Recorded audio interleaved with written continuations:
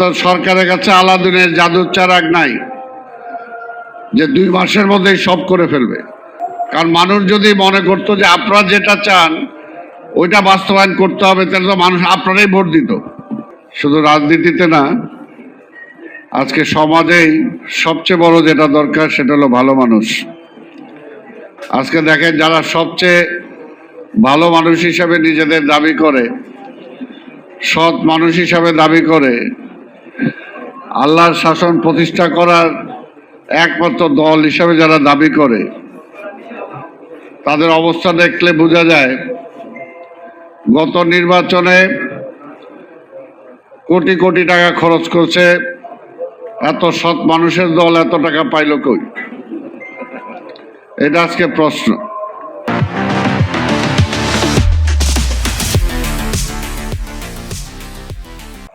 আরো তো এরকম অনেক কিছু আছেই, বলে সত্য কথা বলে কিন্তু মিথ্যার জুড়ি নাই, যেটা বলে সেটা বিশ্বাস করে না। এই কারণে রাজনীতিতে আজকে এমন একটা অবস্থা চলে গেছে। দেখেন, মাত্র 2 মাসের সংসদ, 2 মাসের সরকার, এখনই বলতেছে যে কোনো সময় ইচ্ছা করলে নাকি সরকারে ফেলে দিতে পারবে। বলে হাসিনা 17 বছর ছিল, এ নাকি 17 মাসও থাকতে পারবে না তারা চাইলে। এই যে একটা অবস্থা দেশের সৃষ্টি করেছে, কোনো একটা ভালো মানুষ, ভালো একটা দল, সে তো অপেক্ষা করবে যে ঠিক আছে, দীর্ঘ 17 বছর পরে একটা গণতান্ত্রিক ধারায় আমরা উত্তরণ ঘটাচ্ছি, এই সময় আমরা অপেক্ষা করি, দেখি তারা কি করে। সেই সময়টা তো দিতে হবে। তো সরকারের কাছে আলাদিনের জাদুর চারাক নাই যে 2 মাসের মধ্যেই সব করে ফেলবে। আর তারা যদি মনে করে তাদের ইচ্ছা, তাদের ম্যানিফেস্টো এই সরকার বাস্তবায়ন করবে, তাহলে তো তারা বোকার সরকার আছে। কারণ মানুষ যদি মনে করতো যে আপনারা যেটা চান ওইটা বাস্তবায়ন করতে হবে, তাহলে তো মানুষ আপনারাই ভোট দিত। তাহলে আর তারেক রহমানের ভোট দিল কেন? তারেক রহমানের ভোট দিছে। তারেক রহমান যা যা বলে মানুষের কাছে, মানুষকে সেটাকে বুঝিয়ে তারপরে তিনি ভোট পেয়েছেন। তারেক রহমান সাহেব তো সেই কাজটাই করবেন, সেটাই বাস্তবায়ন করবেন। তিনি ফ্যামিলি কার্ডের কথা বলেছেন, তিনি ফ্যামিলি কার্ড দিবেন। তিনি কৃষক কার্ড বলেছেন, কৃষক কার্ড দিবেন। তিনি ক্রীড়াবিদদের কার্ডের কথা বলেছেন, সেটা দিবেন। তিনি খাল খননের কথা বলেছেন, তিনি সেটা দিবেন। তিনি জনগণের সামনে যে সমস্ত কমিটমেন্ট করেছে সেগুলি তো করবেন। আর আরেকটা দেখেন, মিথ্যার একটা কোথায় যায়, যে জায়গায় মাননীয় প্রধানমন্ত্রী বারবার দাঁড়িয়ে পার্লামেন্টে বলছেন যে জুলাই সনদের প্রতিটা অক্ষর আমরা বাস্তবায়ন করতে চাই, আর সে জায়গায় তারা মিথ্যা বলে বেড়াচ্ছে জুলাই সনদের নাকি ধারে কাছেই নাই। আর ভাই, জুলাই সনদ কি আওয়ামী লীগের মতো মুক্তিযুদ্ধ যেরকম তাদের ব্যক্তিগত সম্পদ হয়েছিল, আজকেও কি জুলাই সনদ কি আপনি এবং আপনার ডান পাশে যারা আছে তাদের নিজস্ব সম্পত্তি নাকি? এই জুলাই সৃষ্টি করার জন্য বিএনপি 17টা বছর রক্তের পথ পার দিয়ে এই জায়গায় এসেছে। অনেক রক্তের বিনিময়ে আজকে জুলাই সৃষ্টি হয়েছে।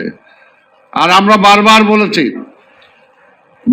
বলেছি যে এই স্বৈরাচার বিরুদ্ধে সংগ্রাম শুধু বিএনপির সংগ্রাম নয়, এটা জাতীয় সংগ্রাম। জাতির প্রতিটা মানুষ, প্রতিটা, আজকে সাংবাদিক বলি, বুদ্ধিজীবী বলি, লেখক বলি, শিক্ষক বলি, শ্রমিক বলি, কৃষক বলি, সবাই যেদিন একসাথে রাস্তা নামবে সেদিনই গণ অভ্যুত্থানের মধ্যে শেখ হাসিনার বিদায় নেবে। আমরা তো এই কথাটা বারবার বলেছি, এবং সেটা করতে যেয়ে আমাদের অনেকে পঙ্গু হয়েছে, অনেকে গুম হয়েছে, অনেকে বছরের পর বছর জেল খেটেছে, আর জুলাই ওনাদের সম্পদ হয়ে গেছে। তো সেই কারণে বলবো যে আজকে মনে প্রাণে আসলে রাজনীতিবিদ হওয়া দরকার। রাজনীতিবিদ কে হবে? যে জনগণকে মাঝে ভণ্ডামি করবে না। সুনীল বাবুর জীবনী থেকে আমাদের শিক্ষা নেওয়া দরকার আজকে যে সমস্ত আগের রাজনীতিবিদ যারা ছিল, যারা আজকে আমাদের মাঝে নেই, রাজনৈতিক কারণে হয়তো লাইনের ডিফারেন্স থাকতে পারে, কিন্তু রাজনীতিবিদ হিসেবে তো আমরা শ্রদ্ধা করি তাদেরকে। তারা তো আমাদের সেই পথ দেখিয়ে গিয়েছেন, কিন্তু আজকে রাজনীতিটা কোথায়? আজকে কি রাজনীতিটা আছে? আজকে কি সুনীল বাবুর মতো কয়জন নেতা আজকে আছে?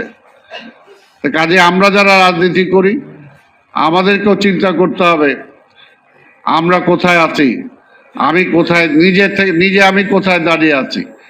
আবার সেটা যদি করতে পারি তাহলে সত্যিকার অর্থে এই দেশের জন্য কিছু করতে পারবো। এবং আজকে যে যার স্মরণে স্মরণ সভায় আমরা একত্রিত হয়েছি তাদের কাছ থেকে কিছু শিখতে পেরেছি বলে নিজেরা দাবি করতে পারবো। তাই এই দেশটাকে যদি বাঁচাতে হয়, এই দেশের মানুষকে যদি সামনের দিকে এগিয়ে নিয়ে যেতে হয়, এবং সবচেয়ে বড় কথা যে গণতন্ত্রটাকে টিকে রাখতে হয়, তাহলে আজকে বিরোধী দল যারা আছেন, অন্যান্য রাজনৈতিক দল যারা আছেন, তাদেরকে বলবো একটু ধৈর্য ধারণ করেন, একটু ধৈর্য ধারণ করেন, একটু সময় দেন।